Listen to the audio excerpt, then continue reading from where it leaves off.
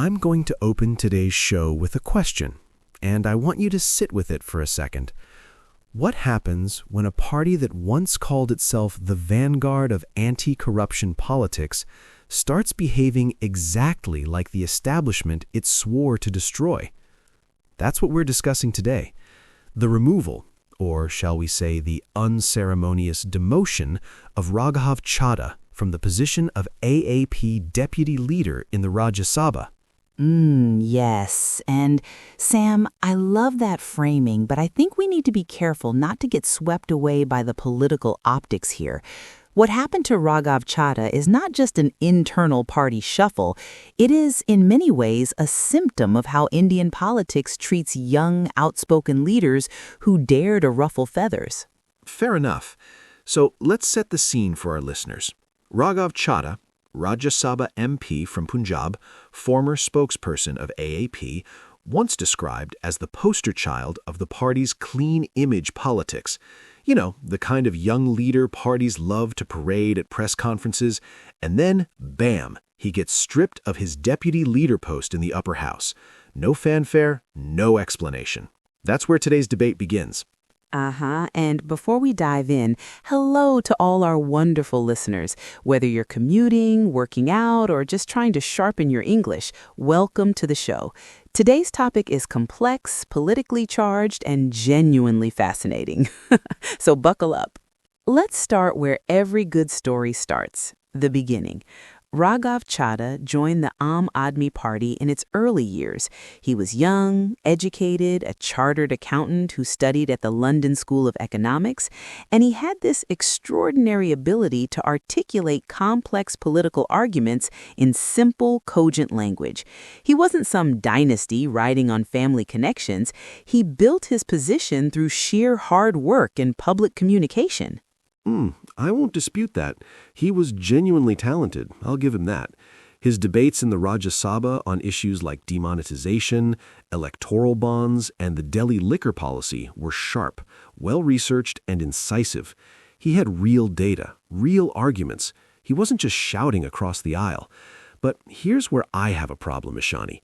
Being talented in Parliament and being a reliable political asset are two very different things. But Sam, he was reliable to the people of Punjab, to the cause of AAP's expansion beyond Delhi. When he contested and won the Rajya Sabha seat from Punjab after AAP's landslide victory in 2022 state elections, it was seen as a major moment. Punjab voters sent him to the upper house because they believed in what he stood for: transparency, accountability, and a new kind of politics. You know, that's a fair point, but let me push back slightly. His rise was also deeply intertwined with the apparatus of AAP's media management. He was the face that AAP put forward during press briefings, during confrontations with the BJP, and that's fine, but it also meant his public profile grew disproportionately large relative to his actual legislative footprint. I'd actually argue the opposite. He introduced a private member's bill in the Rajya Sabha, the Anti-Corruption Amendment Bill. He raised the issue of rising unemployment in Punjab multiple times. He questioned the government on the opacity of electoral bonds. This isn't someone who sat silently. He was genuinely doing the work. All right, and now we get to the part that I think is central to understanding his removal, the controversies. And Ishani, I know you'll push back, but I want to lay out the facts. First, the Rajya Sabha allotment controversy. Chadha was accused of arbitrarily submitting names of people to the Rajya Sabha's housing committee without their knowledge or consent. Multiple members lodged formal complaints. And Sam, I think what's important to note here is that those complaints came largely from members who had political grievances with AAP. The timing of those complaints was suspiciously aligned with BJP's broader campaign to delegitimize AAP's leaders, especially those who were effective critics of the ruling party in Parliament. Was there a procedural lapse? Perhaps. But was it criminal? Absolutely not. You're doing what supporters always do. You're attributing every problem to the opponent. But Ishani, the Privileges Committee of the Rajya Sabha, that's not a BJP body, found enough merit in the complaint to send him a notice of privilege motion. That's serious. And then, separately, there was the matter of his very public high-profile marriage to Bollywood actress Pariniti Chopra in 2023, which, while personally fine, raised questions about whether his political identity was shifting from a grassroots activist to a celebrity-adjacent figure.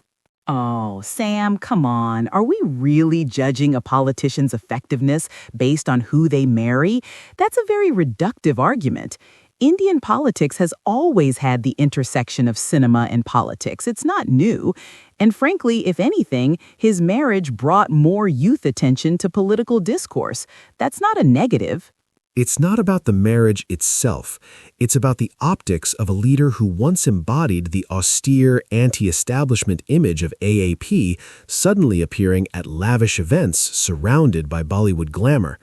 AAP's entire brand is built on simplicity. Remember Arvind Kejriwal's small car, the Spartan lifestyle politics? Chadha's public image began to contradict that narrative. That's a more interesting point, and I'll partially concede it. Brand consistency matters in politics, but I'd argue judging a politician's efficacy by their lifestyle choices is a dangerous road to go down. His legislative record should be the benchmark, not his wedding guest list. So let's talk about the actual removal. Chadha was stripped of the deputy leader role in the Rajya Sabha, a position that gave him significant leverage in coordinating the party's strategy in parliament. This happened while he was also dealing with health issues. He reportedly had eye surgery, and AAP replaced him with Sanjeev Arora in this role. Now, Ishani, if your party removes you while you're recovering from surgery, what does that tell you about internal trust? You know, that's the part that genuinely troubles me. The optics of removing someone while they are unwell, that's not just politically clumsy, it's ethically questionable. And for a party that prides itself on moral politics, it's a glaring contradiction. Raghav Chadha didn't resign. He wasn't caught in a corruption scandal, unlike many of his colleagues across parties. He was removed. That distinction matters enormously. Agreed on the timing being tone-deaf, but let me offer an alternative reading. AAP was under enormous pressure in 2024. Kejriwal was in jail, the party was fighting for survival, their Punjab government was struggling with governance challenges, and the Lok Sabha elections were approaching. In that context, having a deputy leader who was absent, distracted, and generating controversy might have been a genuine operational liability, regardless of his personal qualities. But Sam... If you use that logic, then you're essentially saying that a party can jettison any leader the moment they become inconvenient. That's not loyalty. That's not leadership. That's transactionalism, treating human beings like chess pieces.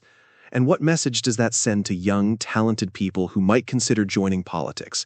That no matter how hard you work, you're expendable? That's a very idealistic view of politics. Every party, AAP, BJP, Congress, operates on pragmatism first.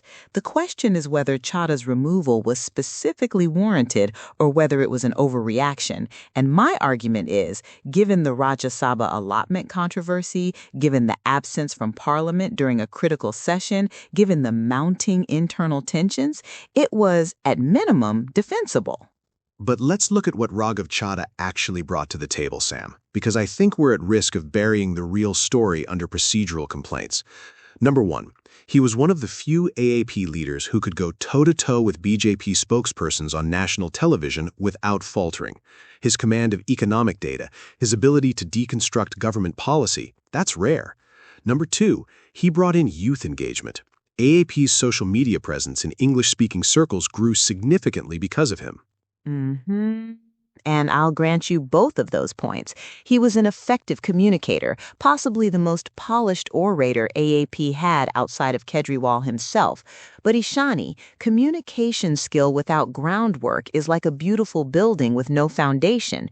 AAP's core strength is in local governance, Mahala clinics, schools, free electricity. Chadha was never deeply associated with that grassroots identity. He was always more national media than local constituency. That's a fair critique, but let me flip it. Not every politician needs to be a local ward worker. Every successful party needs different types of leaders, those who build at the ground level and those who articulate the vision nationally. Chadha was the latter, and removing him weakens AAP's ability to project a coherent national alternative, especially in the Rajya Sabha, where articulation matters enormously. And that's where we genuinely diverge, Ishani. I actually think AAP's bigger problem right now isn't communication, it's credibility. The liquor policy case, Kejriwal's arrest, Manish Sisodia's arrest, these have done far more reputational damage than Chadha's removal ever could. So prioritizing a flashy communicator while the party's integrity is under fire feels like putting a fresh coat of paint on a crumbling wall. But Sam, that's exactly why someone like Chadha was valuable, because he was not embroiled in those cases. He was the untainted face, the one who could stand up and say, I have no case against me, I have done nothing wrong, and here's what this government is doing. Removing him removes that asset and replaces it with what? A void? You know, I'll concede that's a powerful argument. If AAP was strategic, and here's the irony, keeping Chadha in that role as an unblemished face might have been smarter. But internal party politics is rarely strategic. It's often personal, ego, allegiance, proximity to power. And my suspicion is that Chadha's removal had as much to do with intra-party dynamics as it did with any principled decision. And that, Sam, is perhaps the most honest thing either of us has said today. Because if it really was about intra-party power play rather than genuine accountability, then AAP has committed a significant self-inflicted wound. They've alienated a young, capable, articulate leader, someone who could have been the face of the party for the next decade. All right, let's close with what's next for Raghav Chadha, because this is where I think the story gets genuinely interesting. He still holds his Rajya Sabha seat. His term doesn't end immediately. He's young, still in his 30s. And you know, the history of Indian politics is full of leaders who were sidelined by one party and went on to have significant careers, either within the same party after a reconciliation or elsewhere. Exactly. And I think that's the most important point for our listeners to take away. In politics, removal is not always retirement. P. Chidambaram was sidelined within Congress and came back. Sharad Pawar left Congress and built a regional powerhouse. History rewards resilience. If Raghav Chadha uses this period wisely, builds his political identity independently of AAP's current turbulence, he could emerge stronger. My concern, though, is this, and I'll say it plainly. If Chadha's response to this setback is passive, if he quietly accepts the demotion, stays loyal, and hopes for reinstatement, then he risks becoming politically irrelevant. A leader who can be removed without public protest, either by the public or himself, is a leader who has lost his most important quality, the ability to make people care. That's a genuinely sobering thought, Sam. And I think we can both agree, regardless of our differing views on his removal, that what happens next is on Raghav Chadha himself. Politics doesn't wait. The question is whether he has the tenacity to define his own narrative or whether he allows others to define it for him. That's the test of every leader, not in moments of power, but in moments of adversity. Well said, Ishani. And on that poignant note, I think we wrap up today's debate. For our listeners, wherever you stand on this, the Raghav Chadha story is a microcosm of something larger. The tension between individual talent and institutional loyalty, between personal brand and party ideology. It's a story that will keep evolving, and we'll keep watching. Thank you, Sam. And to all our incredible listeners, thank you for spending this time with us. Keep questioning, keep learning, and keep pushing yourselves to engage with complex ideas in English, because that is how language becomes a tool of empowerment, not just communication. Until next time.